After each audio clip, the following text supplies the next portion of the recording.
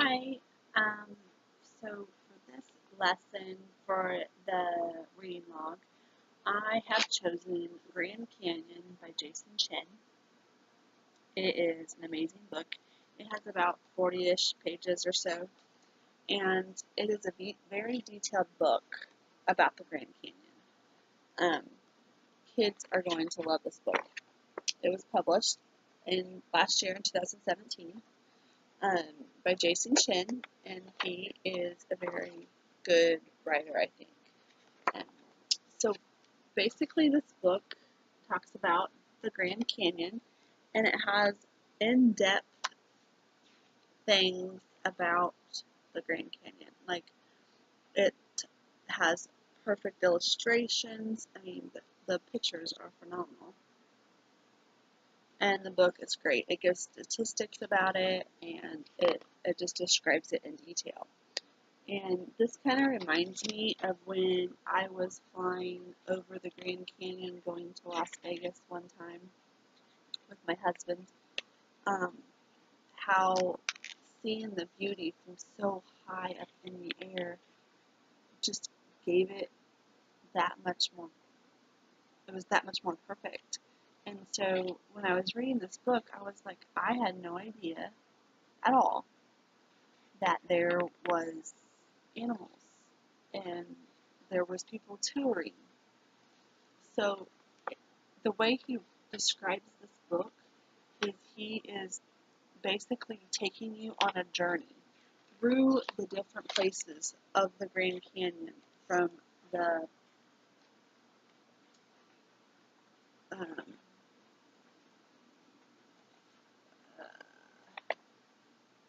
from the north to the south. I wanted to make sure I didn't say east and west because I wasn't for sure which direction. But anyway, it takes you from the north to the south, a tour of the Grand Canyon. It talks about the different layers of the Grand Canyon. I don't know if you can see that from here,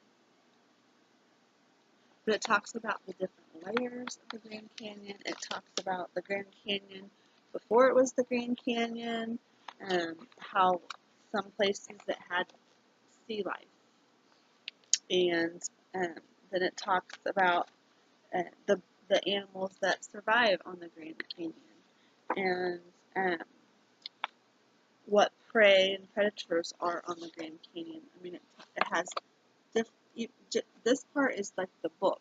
The top part is the book, but all around it, it talks about the different animals that are on the Grand Canyon.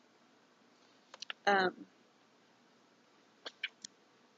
then it has like these little cutouts.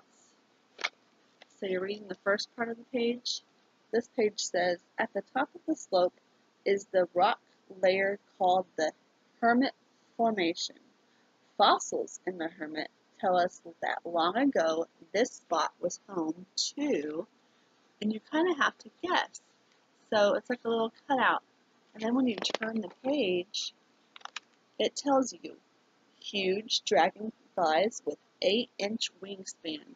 So that's where that picture was from. So you just kind of have to guess what picture is what, and it has that throughout this whole book.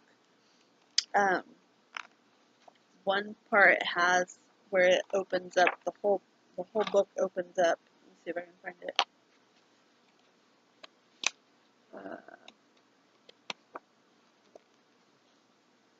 And it talks about how the Grand Canyon, here it is, the Grand Canyon is the greatest place on earth. But it just opens up the whole book and shows you the whole Grand Canyon. I mean, in its beautiful view. So I think children are going to love this book, mostly because it tells a lot of history about the Grand Canyon before and after it originated, and has those little cutouts throughout the book. And so I think children are going to have fun with that.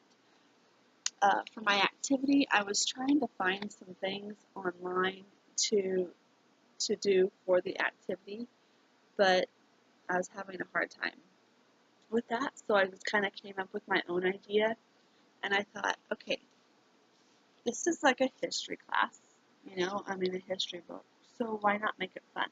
So I thought maybe putting poster board before we read the Grand Canyon, do some poster board and kind of explain what they thought would be on the Grand Canyon, like if there was um, animals or food and water and forests and whatever they dream in their mind what the Grand Canyon would look like. So they would put it on the poster board. They can glue stuff, they can make it a pop-up, they can whatever they want to do to make it to be their Grand Canyon.